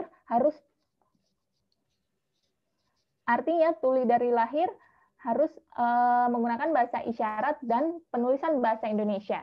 Jadi sistem isyarat bahasa Indonesia ini jangan dibuat sebagai hal yang utama. Ya bolehlah ditambahkan, tapi bukan sebagai hal yang utama. Tapi kita masih berusaha mengedukasi masyarakat mengenai penggunaan bahasa isyarat Indonesia alami. Nah, ada beberapa guru dengar yang sudah mulai paham hal itu, tapi kita tetap terus mengedukasi. Lalu pertanyaan yang kedua, menarik sekali. Saya coba membayangkan saja ya. Tapi saya tidak tahu apakah akan betul-betul teraplikasi atau tidak, seperti itu. Kalau pulang, yang pasti wajib makan makanan Indonesia dulu lah ya. Karena udah 2 tahun nggak makan makanan Indonesia, kangen gitu kan. Lalu selama saya belajar di Amerika, saya merasa bukan sebagai orang yang tuli. Saya nyaman sekali tinggal di sini, penuh dengan akses. Guru-guru, dosen, profesor, banyak paham soal disabilitas dan juga soal tuli. Ke rumah sakit pun nggak kesulitan. Tetapi kalau di Indonesia, ketika mau advokasi atau mau membuat sebuah perubahan, harus berdasarkan bukti kan ya, betul kan ya? Jadi nggak bisa bilang, ganti dong, ini berubah jadi kayak gini. Kan nggak bisa, harus ada buktinya. Kita harus menunjukkan buktinya. Nah, bukti ini bisa dilakukan, ditunjukkan dengan cara penelitian. Nah, kenapa sih tuli ini identitasnya seperti ini, dan lain-lain sebagainya. Lalu, kita bisa memberikan rekomendasi. Nah, apakah bisa berjalan atau tidak? Nah, ini penelitian ini sangat penting.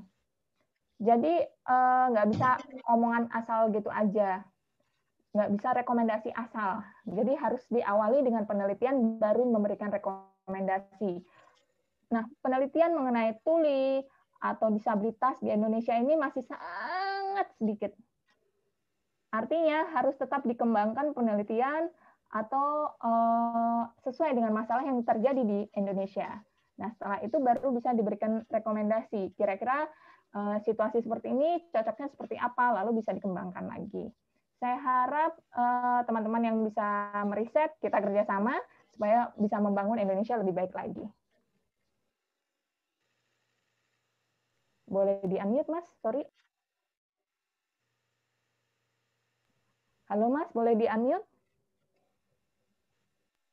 Sorry, saya jadi lupa nih, saking keasikannya ngobrol, lupa saya unmute diri sendiri. Thank you Kak Surya, insya Allah kita saling mendukung, saling menguatkan. Nah, last but not least, saya ingin minta partisipasi semua pembicara, termasuk juga seluruh peserta, untuk sama-sama kita mengikrarkan Sumpah Pemuda. Nah, teknisnya adalah nanti Sumpah Pemudanya akan dipandu oleh masing-masing pembicara. Bait pertama Sumpah Pemuda akan disampaikan oleh Jaro. Nanti kita semua mengikuti. Contohnya, Kak Jaro bilang, kami putra dan putri Indonesia. Nah, kita semua mengikuti terus sampai mengaku bertumpah darah satu tanah air Indonesia. Nah, untuk bait kedua nanti dipandu oleh Kang Mustaki. Kita semua mengikuti. Yang ketiga, bait Sumpah Pemuda ketiga dipandu oleh Kak Serly. Kak Serly bilang, nanti kita semua mengikuti. Sampai menjunjung bahasa persatuan, bahasa Indonesia. Nah, saya meminta ke Kak Surya untuk yang menjadi juru bahasa isyarat bagi kita sekalian. Mulai dari bait pertama sampai ketiga.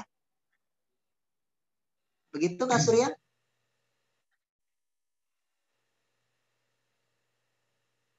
Oke. Nanti aba-abanya dari saya. Kalau saya bilang Sumpah Pemuda, lanjut ke Jaro, lanjut ke Kang Mustaki, lanjut ke Kak Sherly. Sekarang saya minta semua peserta untuk live-kan videonya, aktifkan videonya, dan aktifkan suaranya. Kecuali kalau di lingkungannya suaranya sedang banyak noise, banyak bising, untuk di-unmute saja. Tapi selebihnya silakan di-unmute suaranya, di-unmute videonya, kita sama-sama ikrar Sumpah Pemuda. Oke. Boleh yang lain dipertunjukkan videonya? Yang kondisinya tenang, silahkan di-unmute juga suaranya. Nah, itu yang lagi rame sinetron Antv, di-unmute aja.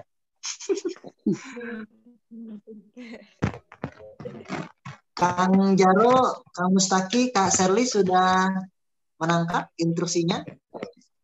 Sudah. Siap. Minta direkam agar menjadi afirmasi positif dalam Sumpah Pemuda kita. Sekarang Imam Haryati, mari sama-sama tangannya kita taruh di dada kita masing-masing.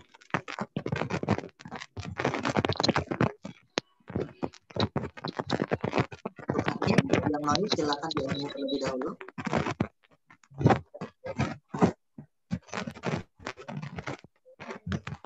Baik.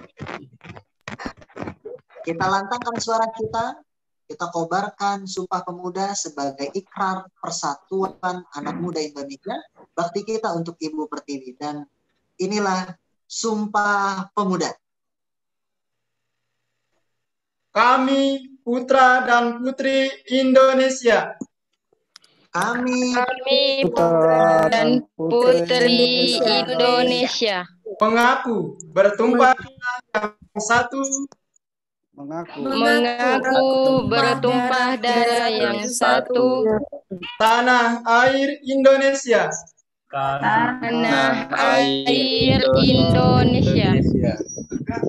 Kami putra dan putri Indonesia. Kami putra dan putri Indonesia Mengaku berbangsa yang satu. mengaku berbangsa yang satu. Bangsa Indonesia. Bangsa Indonesia. Kami putra dan putri Indonesia. Kami putra dan putri Indonesia menjunjung bahasa persatuan, menjunjung bahasa persatuan, bahasa Indonesia. bahasa Indonesia. merdeka. Merdeka. Terima kasih dan kita beri aplaus yang sangat meriah untuk seluruh pembicara kita yang sudah berkenan hadir pada malam hari ini. Ada Kak Sherly Annavita Rahmi, thank you Kak Sherly. Ada Kak Surya Sahid Tapi, thank you Kak Surya. Ada Jaro, thank you Jaro, dan ada Kang Mustaki. Pada akhirnya teman-teman, dalam menyikapi kehidupan ini hanya ada dua pilihan anak muda, keikhlasan atau keberanian. Jika tidak berani, maka ikhlaslah untuk menerimanya. Jika tidak ikhlas, maka beranilah untuk mengubahnya. Karena keberanian adalah keistimewaan yang dimiliki anak muda. Berani bersuara, berani bertanggung jawab, dan yang tak kalah penting, berani datang ke walinya. Ya. Sampai ketemu di acara Kordovax selanjutnya. Saya Hardi Agusman. Mohon undur diri. Semoga berkah dan mengobarkan semangat Indonesia. Selamat malam. Dan mari kita berfoto bersama untuk mengabadikan kebersamaan kita. Oke, siap? Pasang wajah tanggal mudanya coba. 1. Tangannya di kepala dulu teman-teman. 1, 2, 3. Oke. See you next time and bye-bye. Assalamualaikum warahmatullahi wabarakatuh. Waalaikumsalam Waalaikumsalam warahmatullahi warahmatullahi wabarakatuh. Waalaikumsalam warahmatullahi wabarakatuh. Terima kasih Kak Sherly. Terima kasih Kak Ya, Sherly. Terima kasih Kak yang telah menjadi motivator Sama-sama. kami. Terima kasih semuanya. Terima kasih Kang Muskaki. Ya, Ustaz Habib. Pak Jaro, nanti Ya, TNI siap. ke sana ya. Kasih Kak Jaro. Ya Teh Yani, afternoon Teh Yani. Sama Kak Kak Sherly, Sherly. salam kenal ya. Terima kasih semuanya. Terima kasih banyak. Ah, Hari nanti Mas Jaro, terima kasih banyak. ya Kak Sherly sama-sama. Terima Kak Sherly nanti izin Kak Sherly atas kontak ya. jawabannya. Siap. Nanti minta Izin sama minta nomor telepon. boleh. Ya, minta nomor teleponnya dong Kak Sherly. Kita mau sharing nih dari penggiat pariwisata. Nanti ke panitia ya minta. Panitia ya. Oke, siap. Sherly. Pak Jaro, sehat selalu ya Kak Sherly semuanya. Amin, amin, amin. Terima Semuanya kasih banyak. pemuda Bu sehat. Yeni. Salam kenal Bu Yeni. Yuk, salam kenal. Terima kasih Kak Sherly atas jawabannya. Terima kasih Mbak Aisyah, sukses selalu. Iya Kak, sukses juga. Terima kasih untuk semuanya.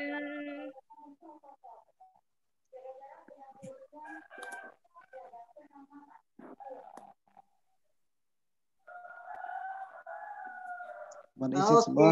Assalamualaikum warahmatullahi wabarakatuh. See you next time. Waalaikumsalam Kang See you Mus next time. dan teman-teman semua. Waalaikumsalam warahmatullahi wabarakatuh. Assalamualaikum warahmatullahi wabarakatuh. Salam. Bye.